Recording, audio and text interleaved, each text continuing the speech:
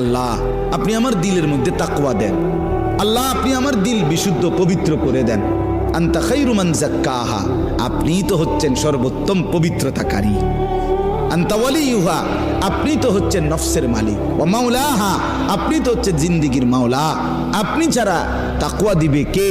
আপনি ছাড়া হেদায়েত দিবে কে? মাওলা আল্লাহুম্মা আসলিহ লি শা'নি কুল্লা ওয়ালা তাকিলনি ইলা নফসি তরফাত আইন।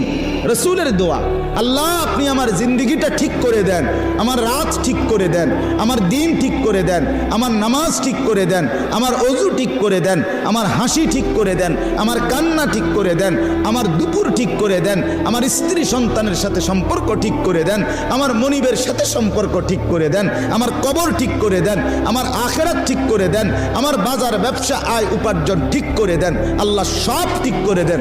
আমারে আমার মনের চাহিদার উপরে